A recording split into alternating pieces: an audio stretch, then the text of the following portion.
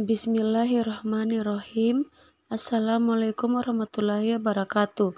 Perkenalkan, nama saya Tiara dengan NIM 212221095, kelas B, Prodi Ilkom. Di sini saya akan menjelaskan tentang peristiwa-peristiwa penting dan sejarah dalam bahasa Indonesia dengan dosen pengampu Ibu Jumria SPD MPD. Langsung saja ke materi. Yang pertama, pada tahun 1936 Sultan Takdir Ali Syahbana menyusun bahasa baru, bahasa Indonesia. Yang kedua, tahun 1942 sampai 1945, masa pendudukan Jepang melarang pemakaian bahasa Belanda yang dianggapnya sebagai bahasa musuh. Penguasa Jepang terpaksa menggunakan bahasa Indonesia sebagai bahasa resmi untuk kepentingan penyelenggaraan administrasi pemerintahan dan sebagai bahasa pengantar di lembaga pendidikan, sebab bahasa Jepang belum banyak dimengerti oleh bangsa Indonesia. Hal yang demikian menyebabkan bahasa Indonesia mempunyai peran yang semakin penting.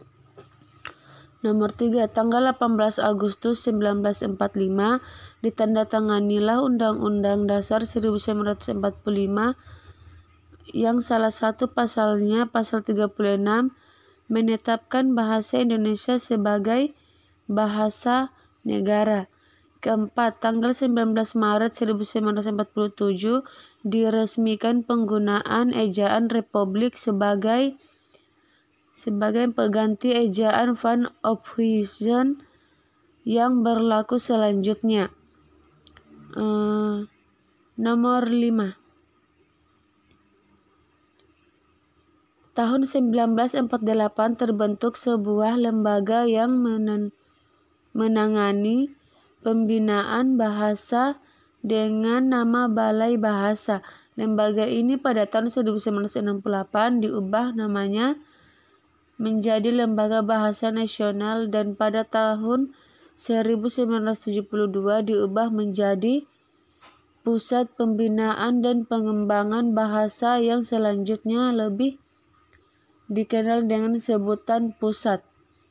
Nomor 6, tanggal 28 Oktober sampai dengan 2 November 1954 diselenggarakan Kongres Bahasa Indonesia II di Medan. Kongres ini merupakan perwujudan tekad bahasa Indonesia untuk terus-menerus menyempurnakan bahasa Indonesia yang diangkat sebagai bahasa kebangsaan dan ditetapkan sebagai bahasa negara.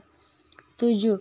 Tanggal 16 Agustus 1972, H.M. Soeharto, Presiden Republik Indonesia, meresmikan penggunaan ejaan bahasa Indonesia yang disempurnakan ID melalui bicara kenegaraan di hadapan sidang-sidang DPR yang dikuatkannya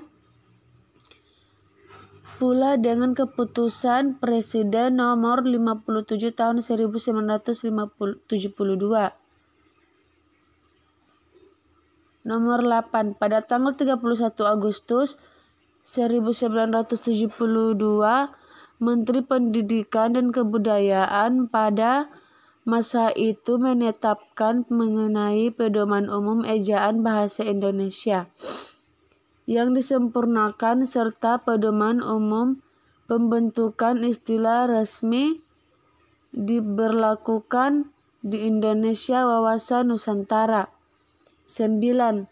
Tanggal 28 Oktober sampai 2 November 1978 dilaksanakan Kongres Bahasa Indonesia III di Jakarta.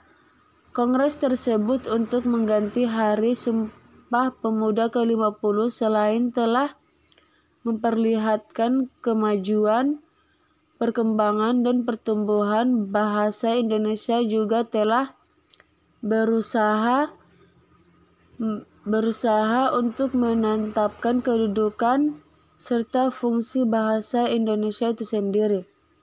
10. Tanggal 21 sampai 26 November 1983 dilaksanakan Kongres Bahasa Indonesia keempat di Jakarta. Kongres ini dilaksanakan dalam rangka memperingati Hari Sumpah Pemuda ke-55. Dalam putusannya disebutkan bahwa perolahan dan pengembangan bahasa Indonesia harus lebih ditingkatkan agar amanat yang tercantum di dalam garis-garis besar haluan negara yang mewajibkan kepada seluruh warga negara Indonesia untuk menggunakan bahasa Indonesia dengan baik dan benar dapat tercapai maksimal mungkin. Ke-11. Tanggal 26 sampai 30 Oktober 1998 dilaksanakannya Kongres Bahasa Indonesia yang ke-7 di Hotel Indonesia Jakarta. Dengan diselenggarakannya kongres tersebut guna mengusulkan dibentuknya Badan Kepentingan Bahasa. 12. Tanggal 28 Oktober sampai 2 November 1993 dilaksanakan Kongres Bahasa Indonesia ke-7 di Jakarta. Pesertanya yaitu 770 pakar bahasa dari Indonesia dan terdapat 53 peserta tamu dari mancanegara meliputi Amerika Serikat, Rusia, Australia, Brunei Darussalam dan sebagainya. Demikian materi dari saya, lebih dan kurangnya mohon dimaafkan, atau penyebutannya kurang pas mohon dimaafkan. Billahi taufiq wal hidayah. Wassalamualaikum warahmatullahi wabarakatuh.